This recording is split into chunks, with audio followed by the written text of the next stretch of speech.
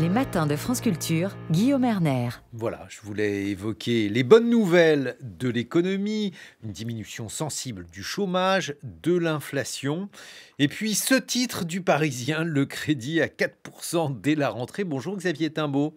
Bonjour Guillaume.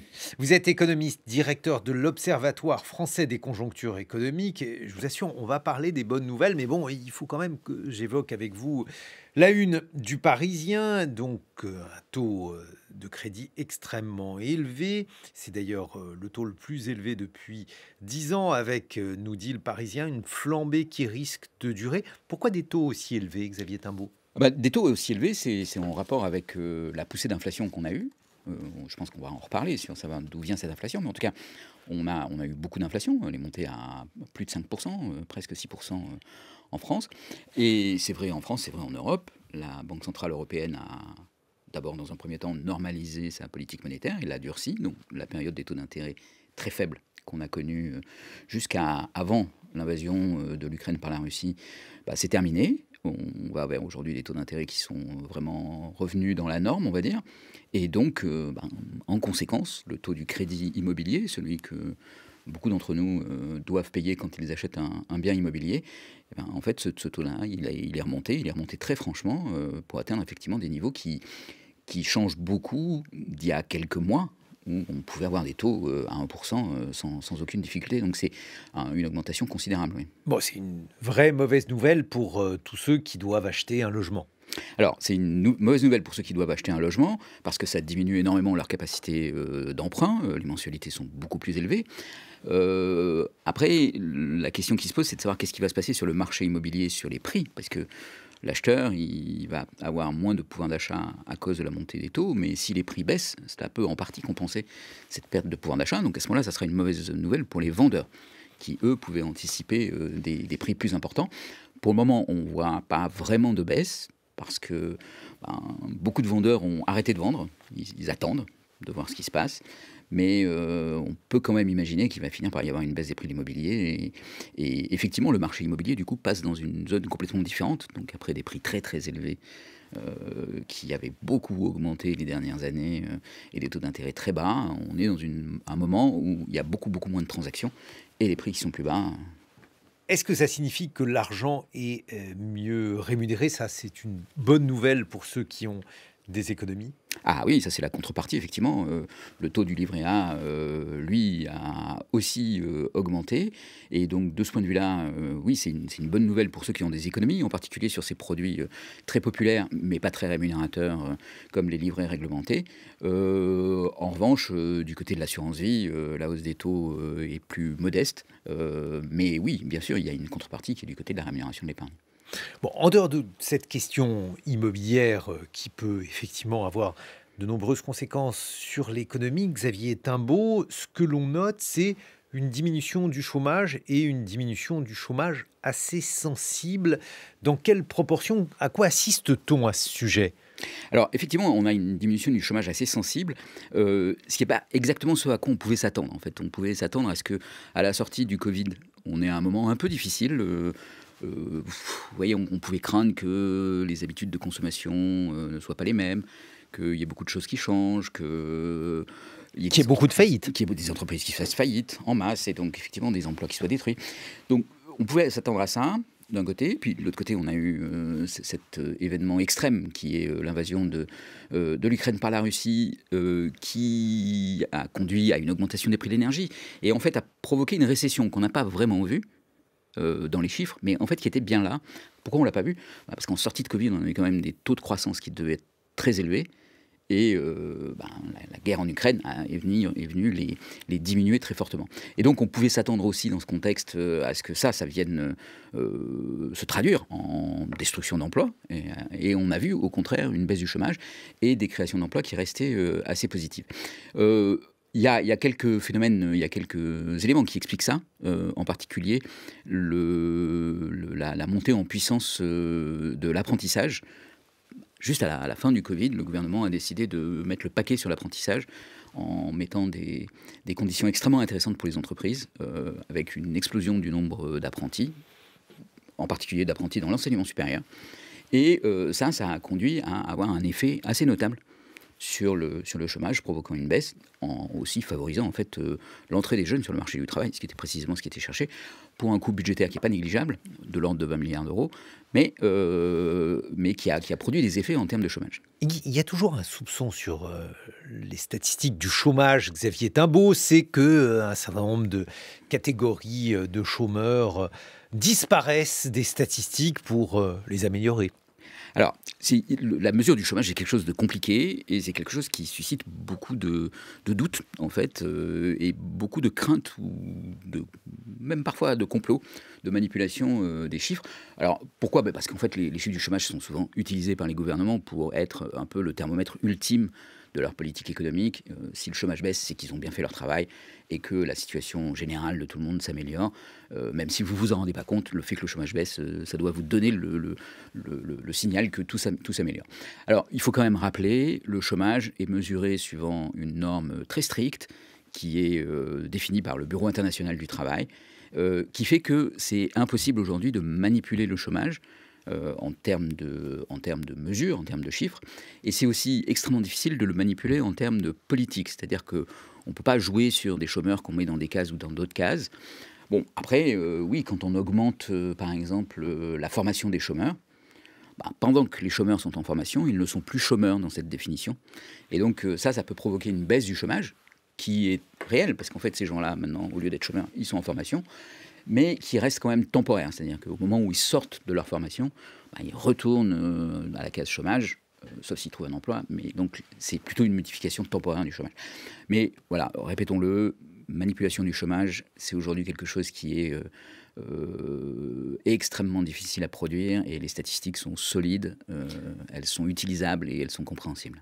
C'est tout de même une sorte de paradoxe, Xavier Timbaud, parce que on attendait donc une diminution de la croissance. La croissance est toujours d'ailleurs extrêmement modeste.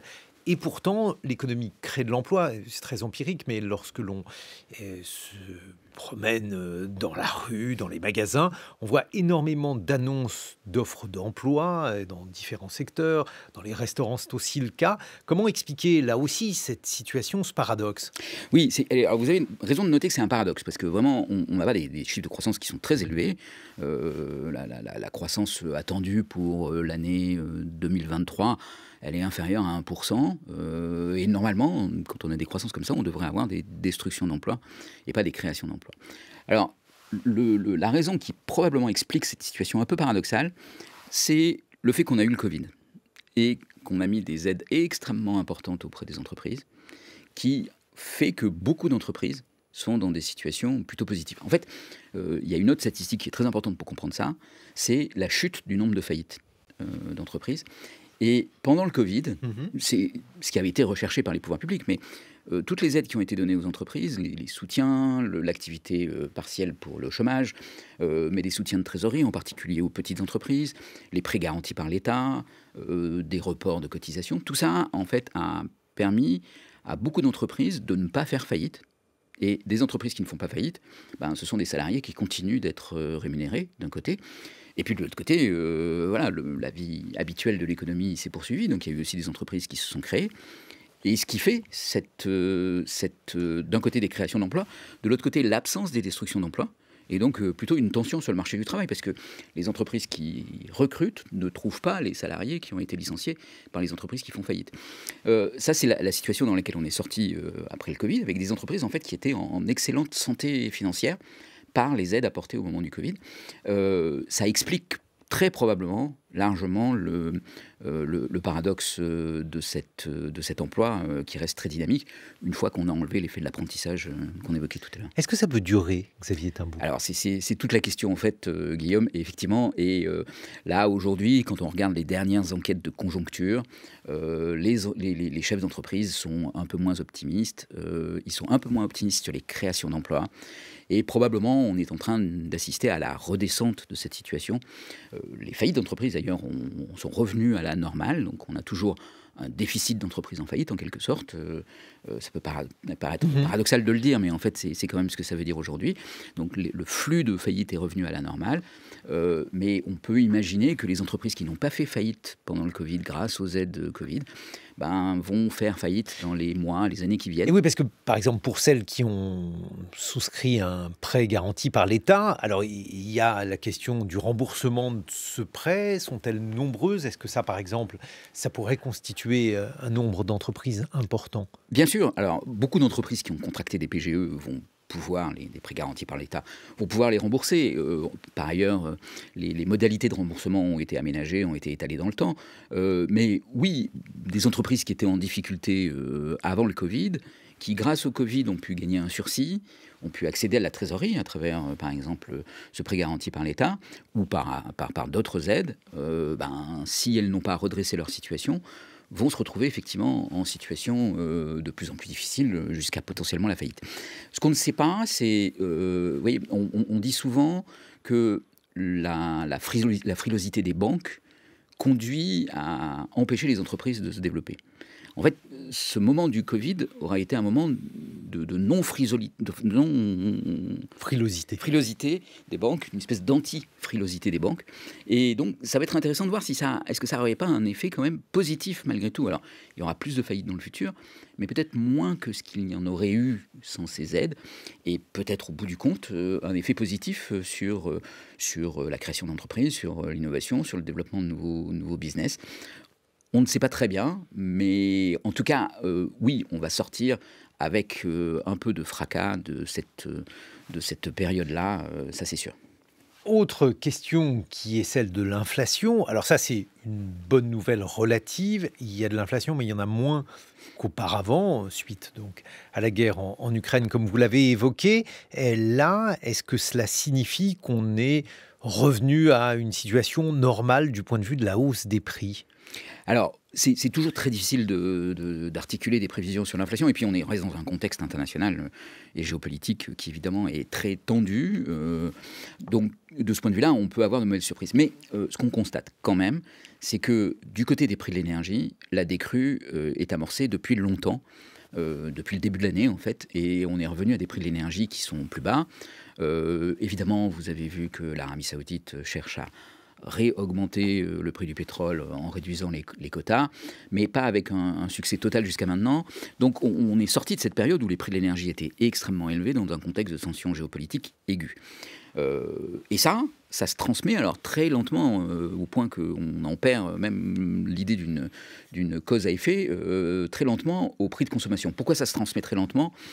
Pour des tas de raisons. D'abord parce qu'on a quand même empêché en partie l'inflation d'être à son maximum jusqu'au début de l'année 2023 et que les dispositifs continuent d'avoir un peu d'effet. Aussi parce que il y a beaucoup de contrats et d'intervenants dans les chaînes de valeur et donc quand ça baisse au début de la chaîne de valeur, ça met beaucoup de temps à se transmettre à la fin de la chaîne de valeur. Enfin, les pâtes que vous achetez ont été faites avec du blé qui en fait a été récolté l'année d'avant, au prix de l'année d'avant. Et donc s'il a été récolté à un prix très élevé, les pâtes restent à un prix très élevé aujourd'hui et la décrue va se faire très progressivement.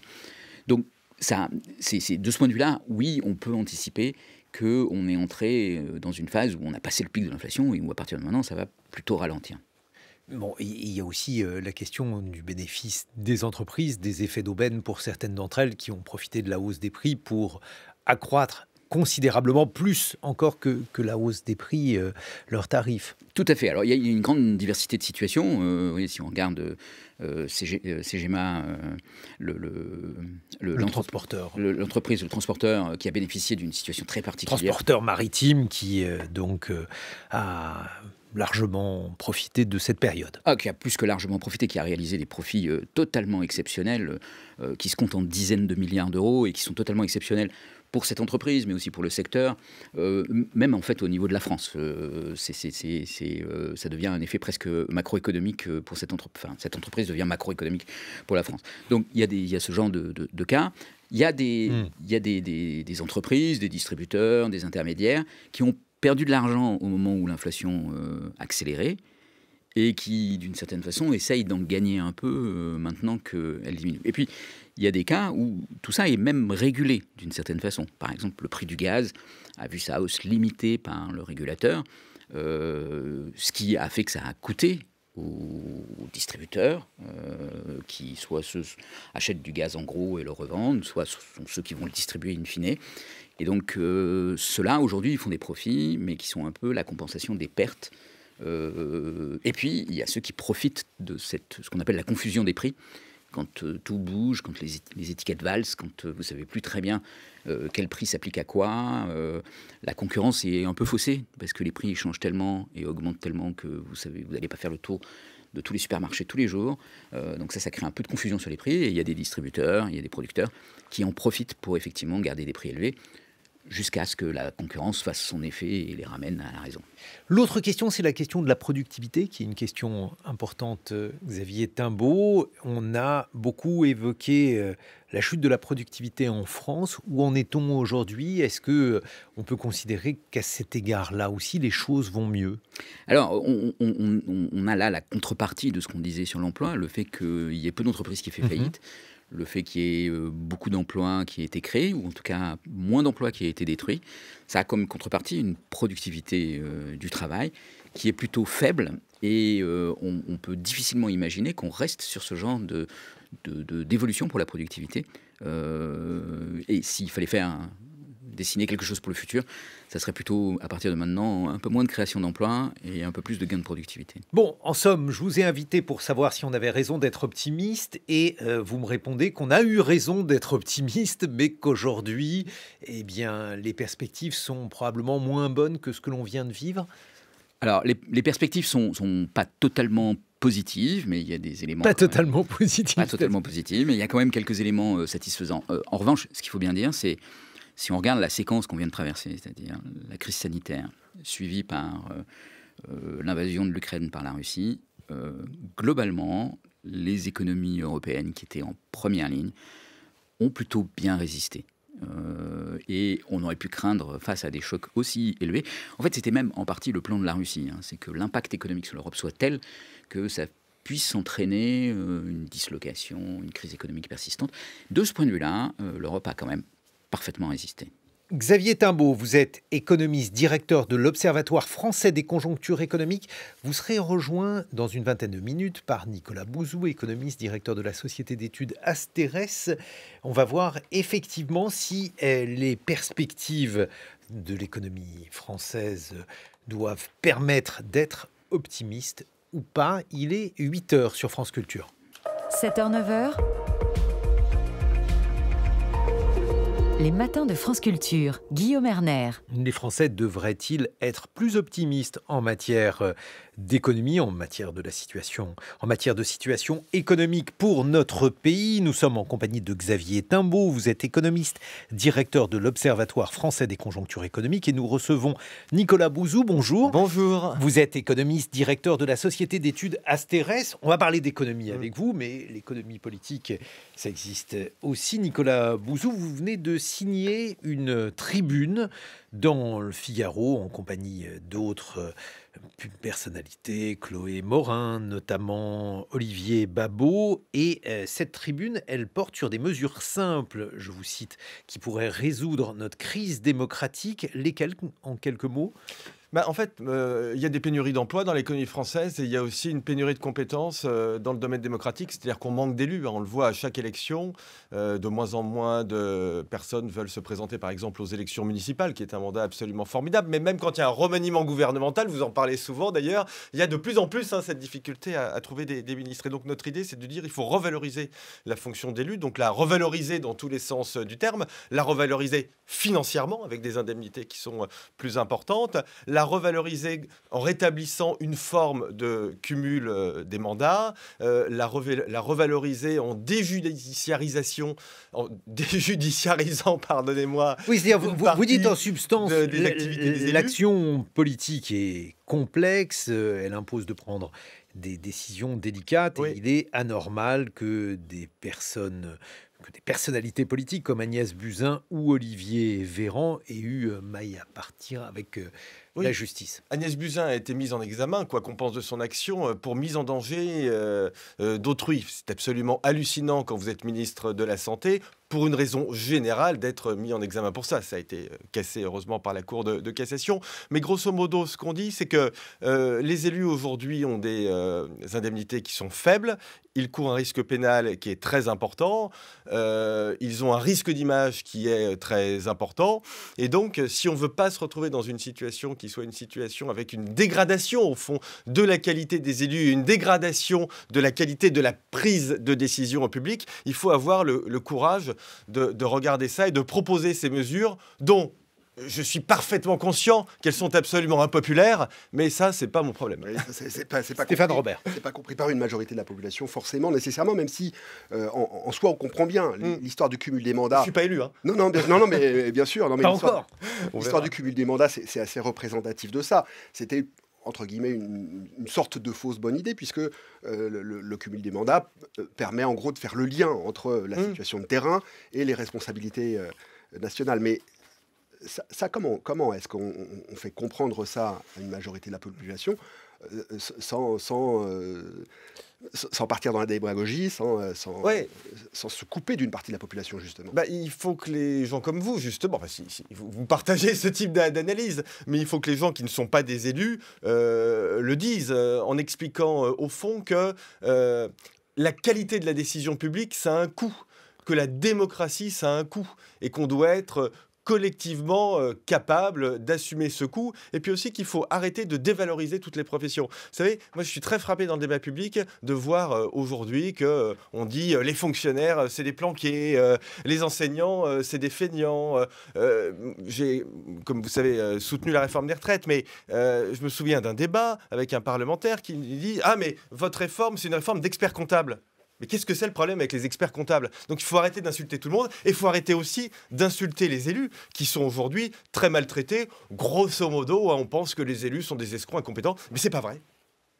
Xavier Timbaud. Non, moi je suis d'accord. Hein, il faut revaloriser le métier d'élu qui administre un certain nombre d'échelons de la vie politique et sociale et économique française.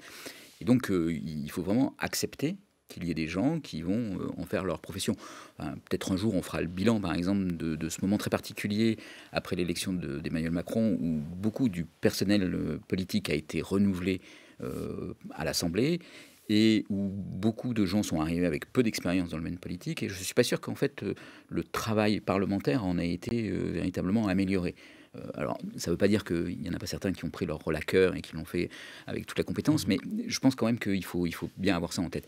Ensuite, moi, je pense qu'il y a un autre élément, si je peux faire une suggestion à Nicolas Bouzou, c'est que je pense qu'il est important de créer aussi des échelons politiques dans lesquels il y a une forme d'autonomie, de prise de responsabilité, qui permettent de créer un vivier dans lequel on aura ensuite des hommes politiques, des femmes politiques qui vont émerger et qui auront une expérience.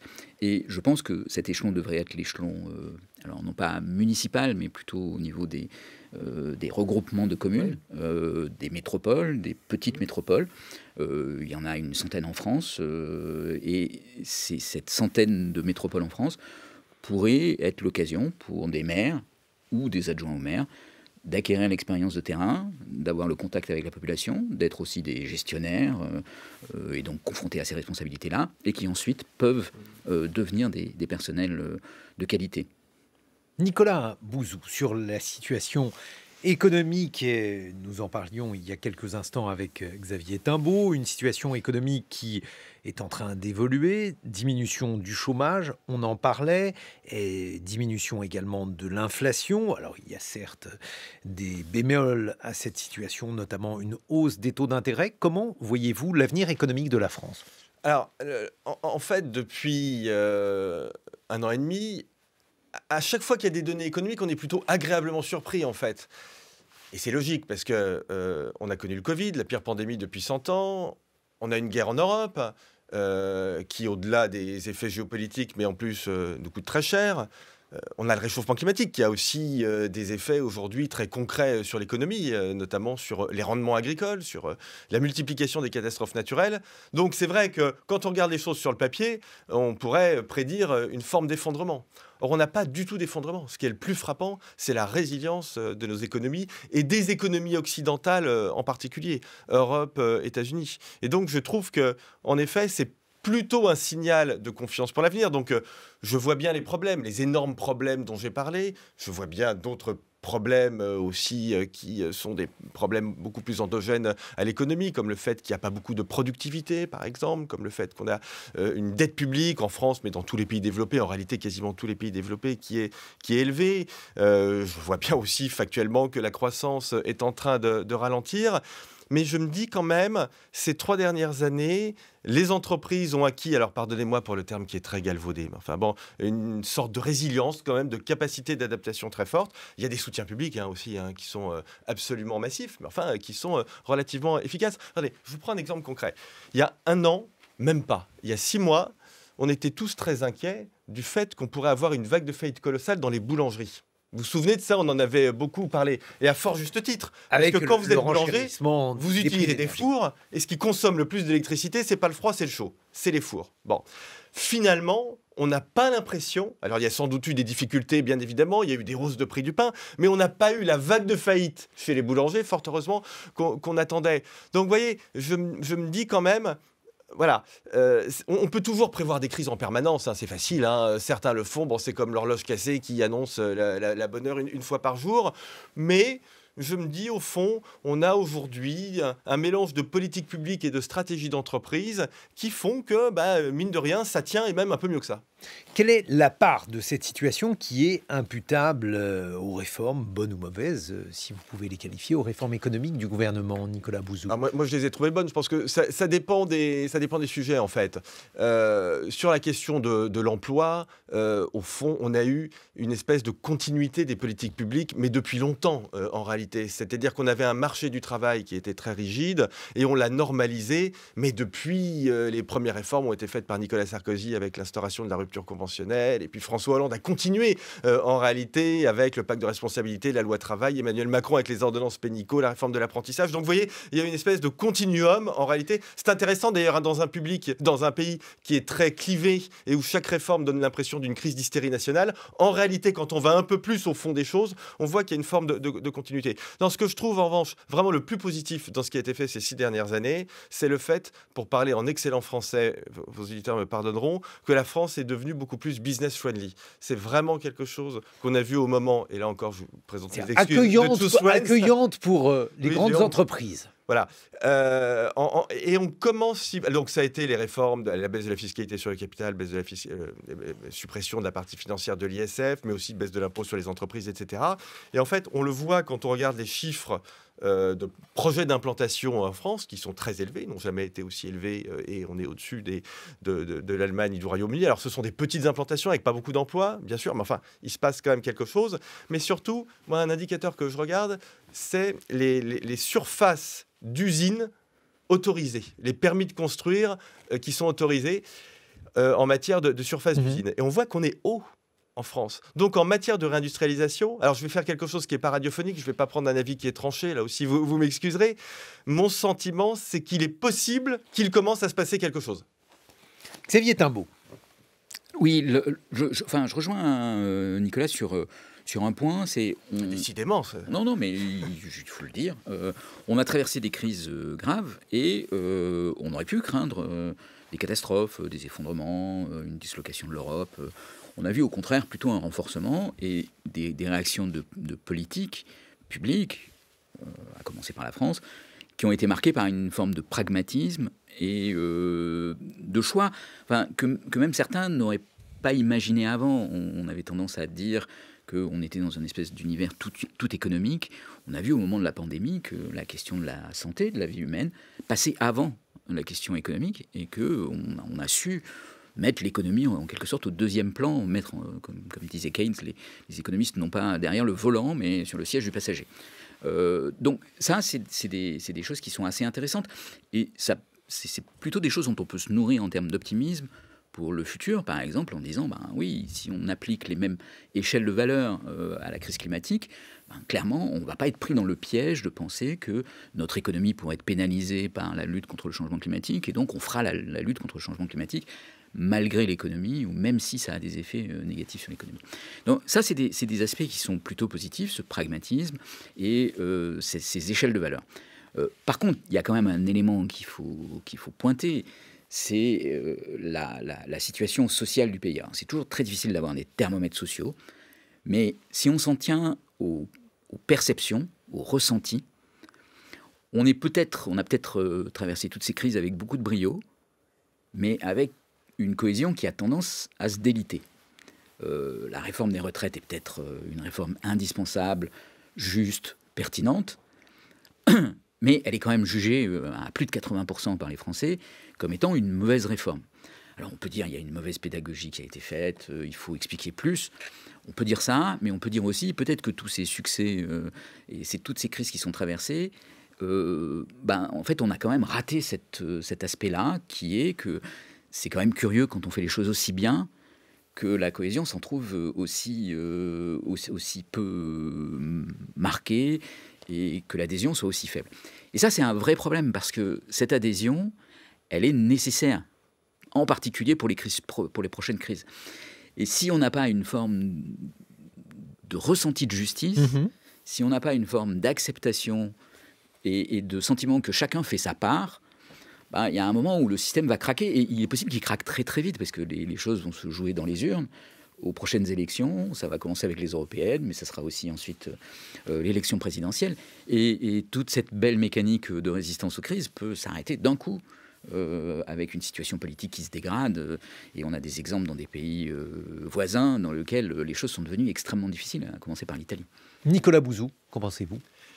Alors, je vois bien que la situation sociale est difficile, mais je ne suis pas sûr, ce que je vous dire est très contre-intuitif, mais de faire le lien avec la question de la réforme des retraites.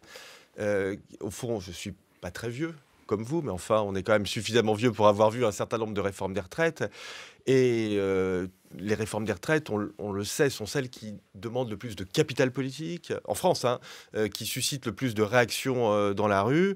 Et au fond, quand on regarde le nombre de manifestants, le nombre de jours de grève, on était, avec cette réforme, à peu près dans la norme.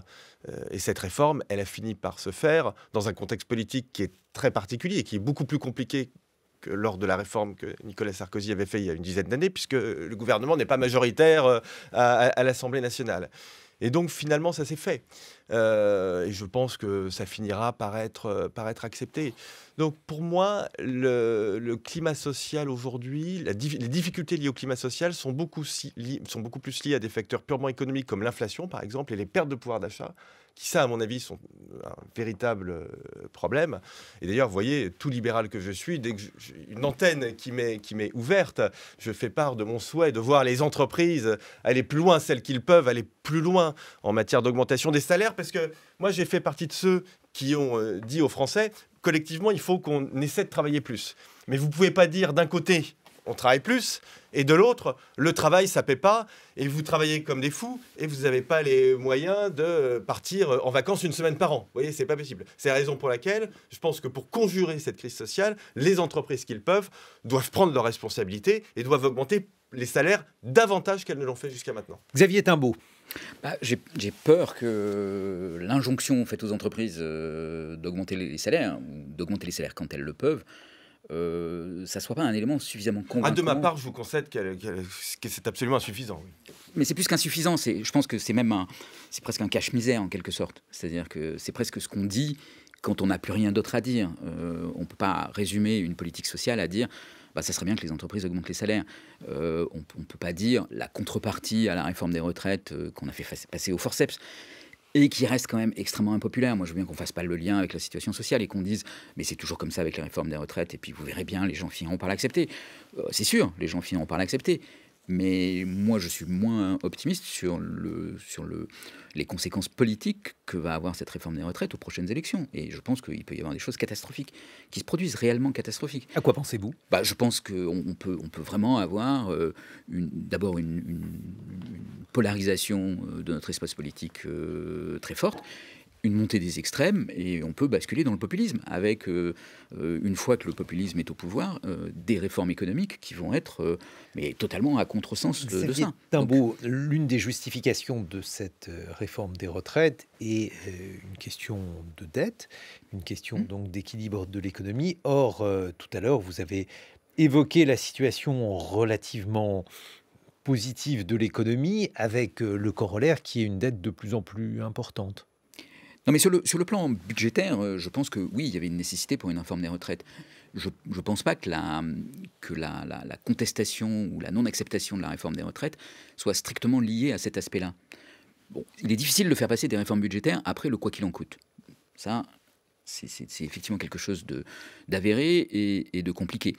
Mais par ailleurs, la demande de justice, le constat dans la crise du Covid, dans la crise inflationniste, que certaines entreprises font des profits, le sentiment qui n'est pas toujours réel, mais que les inégalités augmentent, et puis aussi des choses qui sont, elles, tout à fait importantes, comme l'éducation, qui n'assure plus l'égalité des chances, l'égalité des opportunités. Tout ça sont des éléments qui s'ajoutent les uns aux autres et qui alimentent le sentiment que on tient des discours. Et encore une fois, je reviens sur cette phrase, mais dire aux entreprises augmentez les salaires quand vous le pouvez, c'est un discours qu'on entend, mais qui en fait, malheureusement, n'est pas une politique. Et même s'il fait preuve de compassion et d'empathie, ça n'est pas suffisant. Nicolas Bouzou.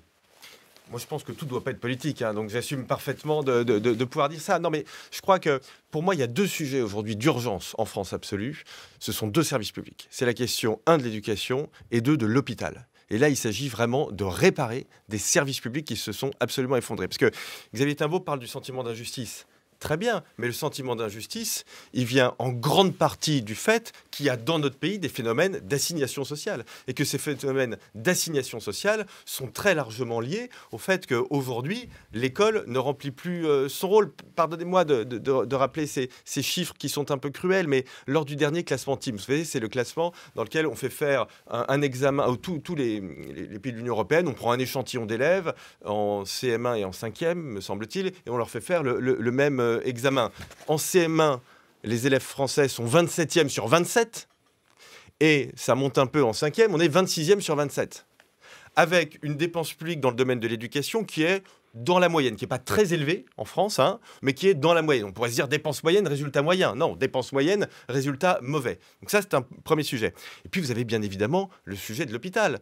Parce que pendant longtemps, on a pu dire qu'on ne mettait pas assez d'argent dans l'hôpital. Je suis tout à fait prêt à entendre ça. Bon, cette année, dans le projet de loi de financement de la sécurité sociale, ça représente plus de 100 milliards d'euros. Donc, on ne peut pas dire que ça ne représente pas d'argent.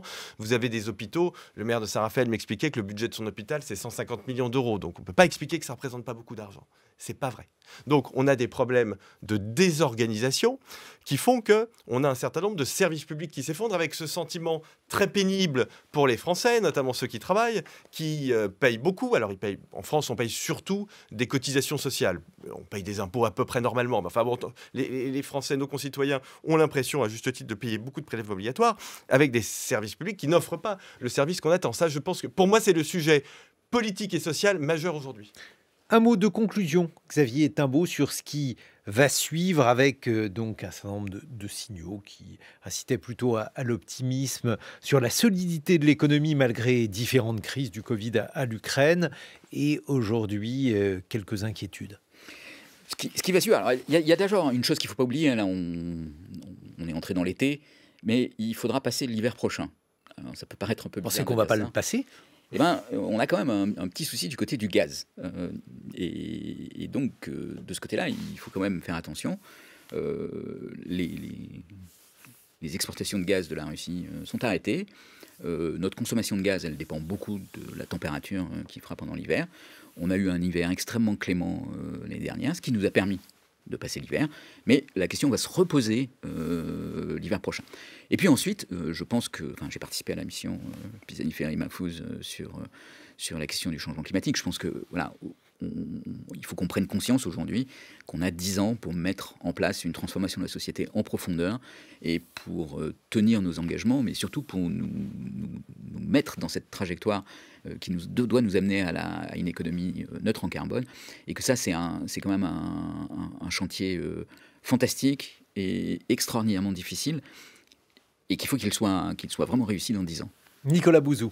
Allez, un petit point d'optimisme. Juste avant la guerre, les importations de gaz russe dans l'Union européenne, c'était 65% à peu près de notre consommation. On est aujourd'hui à peu près à 5%. C'est-à-dire qu'on a parfaitement réussi cette diversification. On utilise en effet plus de gaz russe. De toute façon, il y a un embargo. On utilise du gaz. En fait, donc du gaz qu'on a acheté ailleurs, c'est vrai que certains pays ont fait remarcher un peu les centrales à charbon, mais finalement pas tant que ça. Et le résultat de tout ça, ce sont les chiffres d'Eurostat qui ont été publiés vendredi, c'est que les émissions carbone de l'Union européenne ont baissé de l'ordre de quasiment 3% en 2022, 4% pour la France, c'est quand même formidable. Donc vous voyez qu'on arrive à faire des choses, on avance, on va dans la bonne direction. Merci Nicolas Bouzou. On vous doit notamment La France de l'à peu près aux éditions de l'Observatoire. Merci Xavier Timbaud. Vous êtes directeur de l'Observatoire français des conjonctures économiques. On se retrouve dans quelques secondes pour le point sur l'actualité.